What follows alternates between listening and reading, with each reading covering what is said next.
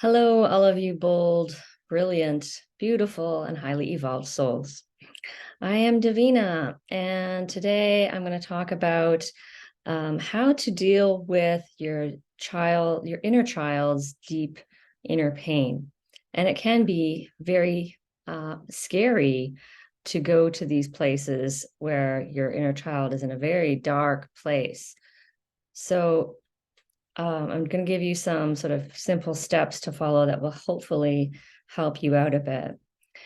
So, in my experience, when I get really quiet with myself, I can sometimes hear my inner child saying, like, die, or I think I'm going to die, because that's really what children experience in their family when the parents are not loving them unconditionally. When you feel like it's not safe to be yourself, that's extreme terror for a child who then becomes just, yeah, absolutely terrified of abandonment, scared that their parents are going to abandon them and that they're going to be, left alone. And being left alone as a child, as a child, something tells you that you're not going to survive without these caregivers, which are your parents. So it's honestly a very terrifying place for your child to be, your inner child. And it can also be terrifying as the adult hearing these things from your inner child. So and also it's happening in your body, right? So it's not like you're a separate person that can, like, I know I always hear about the loving parent, try to be a loving parent, but it is very difficult when you are in that body and you are feeling those emotions. So, and it just takes patience and practice and practice and practice over and over again. Pete Walker has some awesome steps, and I'm going to share with you some also steps here.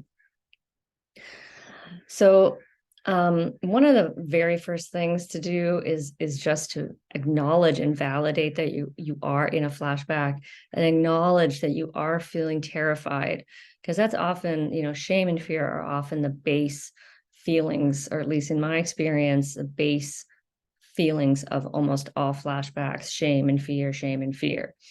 So, acknowledge that these feelings are here, because even that step is, so important.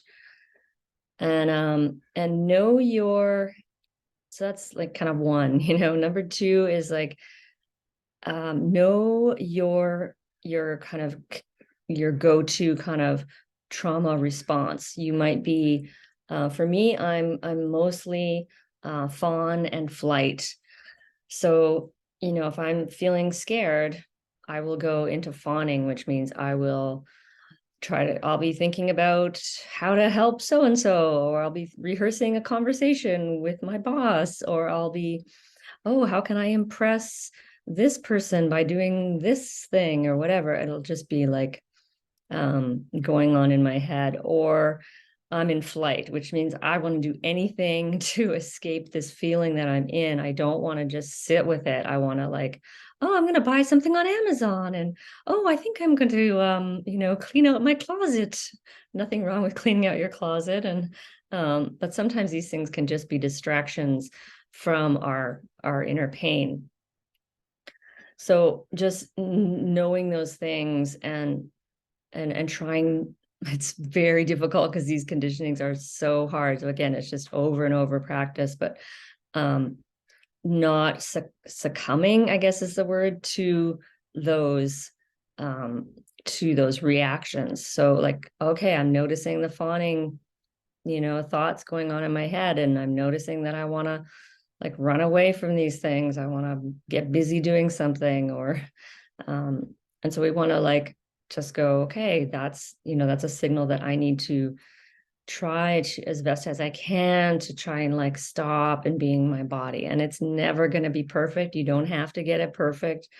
The practice in itself is the healing. So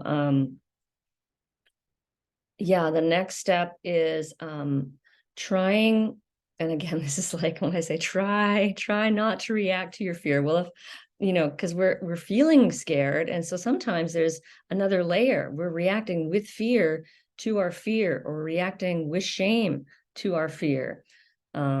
So, try to just, let go of that extra layer of fear so you can just be with the fear, the feeling of fear in your body. And honestly, I can feel it right now. For me, it's usually back of my neck, upper shoulders, in that area, and I can feel it. So there's a bit of a flashback happening like right now. And so I don't want to ignore that. So going on to number 3, give yourself unconditional love, because this will allow your child to feel safe with you, so that she can, just feel like she can express herself and feel safe. So, I love you just as you are. I love you even if you're feeling scared. I love you even if you're feeling ashamed. I love you even if you're feeling exhausted or sad or anything. And just set the intention that that you don't need to fix anything, that you're not like you as a child didn't need any fixing. You really just needed someone to be there with your emotions, someone to hold space for you and hold you and comfort you as you felt these emotions. So that's exactly what your inner child needs now, is just that I'm here, I'm not trying to fix you. I just want to, help you through this emotion. And one of the most powerful phrases that I have used for myself is, I can be with this. 5 magical words. I can be with this. As a highly sensitive person, emotions can be so intense, and everything, can have a flavor of fear along with it. And so, and you will get stronger and stronger. At least I know I got stronger and stronger and more capable of feeling these feelings. And it's still difficult. I don't know if it'll ever be easy, but it gets easier. So I can be with this. And then the next step is to really start to come into your body, because as I said, we want to get out of these reactivities, which is really just in the mind, and come into your body. What's happening in the body? So first, just, do some yoga nidra if you have the chance to do that. Or if you're just sitting, just take a moment to feel your feet on the ground, feel your butt in the chair that you're sitting in, try to feel the weight of your body and the space that your body is taking up, that you're not a child, that you are in this adult-sized body. And that will just bring us more sense of just, calm.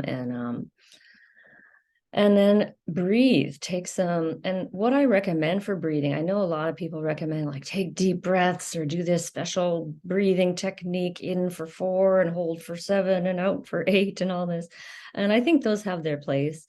But what I found really to be the transformative thing is to be with my breath wherever it is, again, with that sense of, I'm not trying to fix you, I'm not trying to change you, I'm just allowing. So I often will tell myself, Donna, let me breathe with you. So instead of saying, breathe with me, I'm going to her level. I'm saying, I'm going to breathe with you.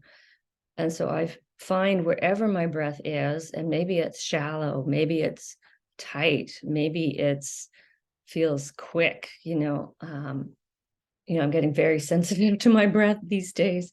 And just start feeling that breath wherever it is. And if you can just stay with that breath, even for a short time, as hard as it is, because you probably want to zoom back up into the head, into the thinking, what I do is choose like a really simple mantra and just stick with it, because our mind will say, well, I don't know if I want that mantra. Maybe I'll pick another mantra. And the thinking just goes on and on and on. And that's the trap. The thinking is the trap. So just like I do, breathe in and say, I'm with you. Breathe out, I love you. And just try that very simple. Breathe in, I'm with you. Breathe out, I love you. And do that for, as long as you can, or as long as you feel comfortable doing that. And try, if you can, to notice any sensations in your body. As I said, right now, I'm noticing it in my neck. And then, so what you can do is just bring your awareness to that place in your body, whether it's maybe your hip, it could be, your chest, could be something in your stomach.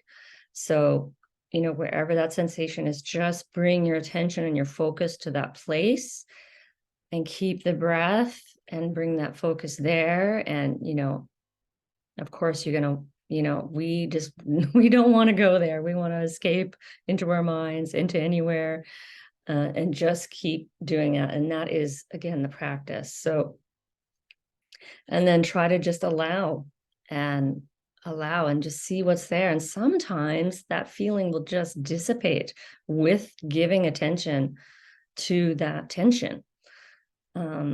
And sometimes it won't, and that's okay too, because your intention is, I'm not trying to change or fix you. There's nothing wrong with you. Your child is being like, it's like present time for her is being abused, neglected, and abandoned. And finally, and I know Pete Walker says this again in his steps, but remind yourself that this feeling will pass, and remind yourself of the many other flashbacks that you have gone through and that you've made it out the other side. And even if the flashbacks keep coming, that each one, has an ending.